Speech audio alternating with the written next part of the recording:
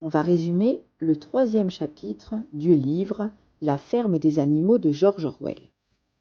Donc dans ce chapitre, les animaux ont renversé les humains. C'est maintenant eux qui sont les maîtres de la ferme et la routine s'est installée. Ils ont commencé à travailler eux-mêmes les terres et ça se passe très bien. Ils ont fait la récolte des foins. Et ça s'est mieux passé que quand il y avait les humains. Parce que d'abord, les animaux sont plus motivés pour travailler. Certains animaux qui étaient considérés comme inutiles se mettent à participer. Par exemple, les canards et les poules ramassent les grains de blé. Les cochons sont ceux qui dirigent les autres, c'est eux qui donnent des ordres. Et Champion, le cheval, est très courageux pour travailler. Il est toujours là où il y a le travail le plus difficile à faire. Il se lève avant les autres le matin et sa devise c'est « Je ferai toujours mieux tout ce que je peux pour y arriver ». Donc on va voir, derrière ce décor qui semble parfait, comment ça s'est vraiment passé. Parce qu'apparemment, on nous dit que tous les animaux ont travaillé. Mais on va se rendre compte en lisant le chapitre qu'il y en a quand même quelques-uns pour lesquels c'est un petit peu discutable. Et on va voir aussi que derrière, il y a une doctrine qui se met en place, c'est-à-dire une idéologie. D'abord, dans les difficultés, il y a le fait que les hommes, ils utilisent des machines. Mais eux, les animaux, ils ont dit qu'ils s'interdisent à se tenir debout et en plus, les machines ne sont pas adaptées aux animaux. Donc, il faut toujours trouver des solutions pour faire fonctionner les machines sans jamais se mettre sur deux pieds. Là, on voit qu'il y a déjà l'émergence d'une doctrine qui est un peu aberrante et même qui les dessert, parce que c'est quand même plus pratique de se mettre debout sur leurs pattes arrière pour atteindre les outils que de rester toujours avec leurs quatre pattes sur le sol. Mais c'est leur doctrine et il ne faut pas aller contre.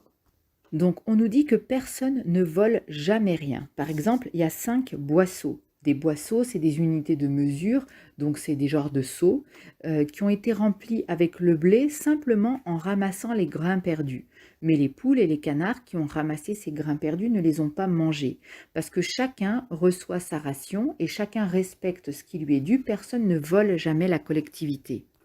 Et tout le monde fait sa part de travail. Tout le monde sauf 2 animaux. On se doute bien lesquels. Il y a déjà Molly qui a du mal à se lever le matin et qui part plutôt le soir en disant qu'elle a mal aux pieds parce qu'elle a un caillou dans son sabot.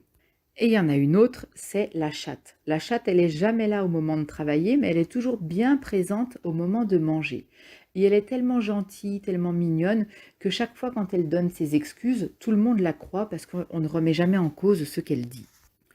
Le dimanche, c'est le jour de repos. D'abord, ils déjeunent plus tard, ils déjeunent 1 heure plus tard. Ensuite, il y a une cérémonie. Cette cérémonie, c'est un peu le début de leur démocratie qui se met en place. Et en fait, on se rend compte qu'elle est vite limitée. Parce que les seuls qui proposent des lois, c'est les 2 cochons, Boule de Neige et Napoléon. Les autres, ils ont compris comment on vote, mais ils n'ont pas compris, ils n'ont pas d'idée de ce qu'ils pourraient proposer comme loi. Et en plus de ça, Boule de Neige et Napoléon, ils se disputent beaucoup. Alors, par rapport à George Orwell, on peut penser que Boule de Neige et Napoléon, c'était Staline et Trotsky, qui se sont un peu déchirés après la mort de Lénine. Donc Lénine, c'était celui qui avait apporté l'idéologie en Russie de la Révolution, c'est l'installation du communisme, hein, on se rappelle, mais ceux qui l'ont vraiment mis en pratique, c'était Staline et Trotsky. On voit par exemple que même quand il y a une décision avec laquelle tout le monde est d'accord, par exemple, il y a un petit verger derrière dans lequel on va faire un enclos pour les animaux trop vieux pour travailler. Tout le monde est d'accord, c'est évident que les animaux trop vieux pour travailler doivent bien se reposer quelque part. Mais alors, eux, ils commencent à se disputer tous les deux pour fixer l'âge à partir duquel chaque animal est considéré comme trop vieux. Les cochons, ensuite, on voit qu'ils se sont quand même octroyés des privilèges. Par exemple, ils ont pris la sellerie, c'est une partie de la ferme, et là-bas, ils étudient, ils lisent, etc. Boule de Neige, il fait des comités d'animaux pour un petit peu optimiser tout le monde, pour que les moutons fassent de la laine plus blanche, pour que les animaux sauvages soient domestiqués, etc. Mais globalement, tous ces comités ont échoué. Il y a un petit truc rigolo, il parle de la chatte qui va se mettre sur le toit et qui participe au comité pour rendre les animaux sauvages domestiques.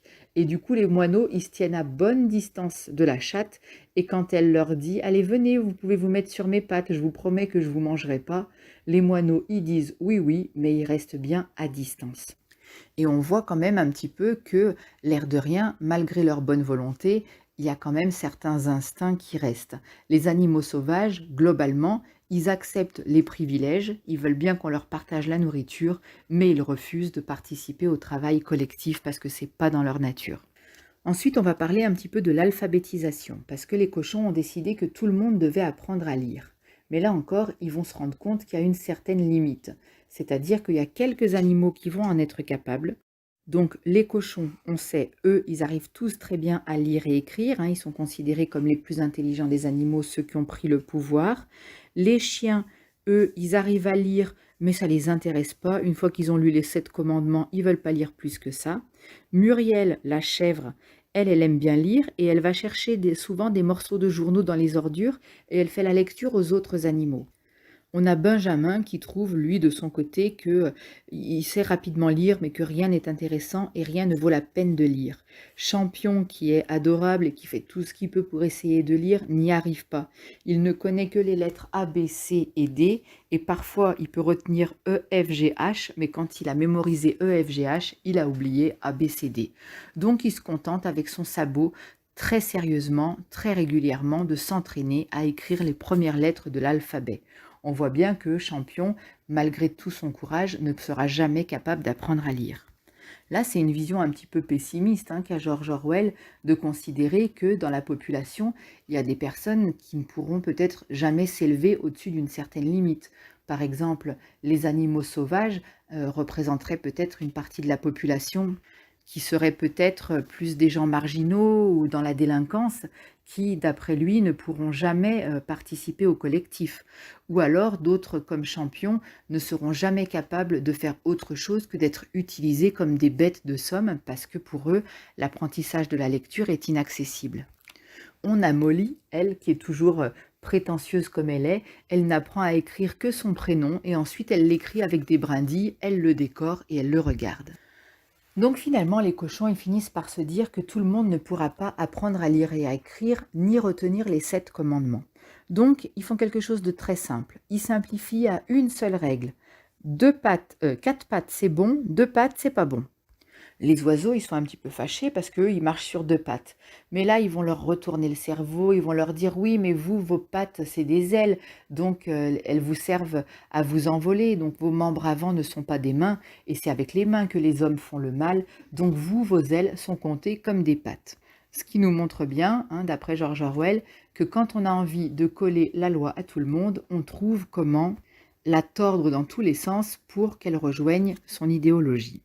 Et puis on voit bien quand même dans ce slogan qu'il y a quelque chose de très haineux, C'est vraiment pour s'opposer aux humains et en plus c'est simpliste. Il y a quelque chose d'autre qui fait un petit peu peur, c'est que Napoléon, qui est donc l'autre cochon, lui, il s'intéresse un peu moins aux adultes, mais il y a 2 chiennes qui viennent d'avoir des petits chiots. Et du coup, dès qu'ils sont sevrés, il les prend et il les cache dans une espèce de grange qui est derrière la sellerie, et plus personne ne les voit jamais. Il dit que c'est lui qui va les éduquer. Et ça, effectivement, c'est quelque chose qui est très typique des dictatures, de couper les enfants et les jeunes générations de leurs parents. Parce que les parents, eux, ils sont moins malléables, et puis ils ont leurs propres valeurs, donc on ne peut pas faire accepter n'importe quoi à des adultes. Alors que des enfants, si on les coupe de leur milieu d'origine, si on les enferme quelque part et qu'on leur répète une doctrine, évidemment, c'est beaucoup plus facile et c'est beaucoup plus efficace d'en faire ce qu'on veut. Finalement, on retrouve le lait et on se rend compte que le lait, c'est les cochons qui le mangent. Ils le mélangent à leur bouillie et c'est eux qui peuvent en bénéficier, alors que tous les animaux voulaient le lait et eux, ils se sont tout appropriés. Il y a quelques pommes qui sont enfin mûres et qui tombent sur le sol, donc les animaux s'attendent à ce qu'elles soient partagées. Ils sont très contents parce que c'est bon les pommes et qu'ils ont envie d'en manger. Mais les cochons disent: «Ah non, ramassez toutes les pommes et c'est nous qui allons les manger». Et là, quand même, les animaux, ils se rendent compte que les cochons se sont donné certains privilèges auxquels eux n'ont pas droit. Donc ils sont quand même un petit peu euh, mécontents et ils le disent. Mais que répondent les cochons qui sont très intelligents? Ils envoient celui qui fait toujours du baratin, d'ailleurs je crois qu'il s'appelle Baratin, qui va leur dire: «Ah mais oui, mais vous savez, nous-mêmes, on se force à boire le lait et à manger les pommes parce qu'on n'aime pas trop ça, mais si on le fait, c'est pour vous. Et qu'est-ce qu'ils vont dire, ces cochons qui sont très intelligents? Ils vont dire, nous, notre cerveau de cochon, pour pouvoir bien fonctionner, il a besoin d'avoir ces produits qui sont le lait et les pommes. Donc, pour préserver notre cerveau et notre intelligence sur laquelle repose toute notre organisation de la ferme, parce que c'est nous qui disons au cheval avance ou recule, c'est nous qui partageons tout. Donc, pour que notre cerveau fonctionne bien, on est obligé de manger les pommes et le lait. Et qu'est-ce qu'il dit? Il leur dit, à moins que vous préfériez que John revienne. Et John, c'est l'homme. Évidemment, les animaux n'ont pas envie de retourner à l'état d'esclavage. Donc, évidemment, personne ne bronche et les animaux acceptent de donner par eux-mêmes, ou en tout cas ne se rebellent pas du fait que les cochons s'approprient tout ce qui est meilleur. Et c'est comme ça que se termine le chapitre 3.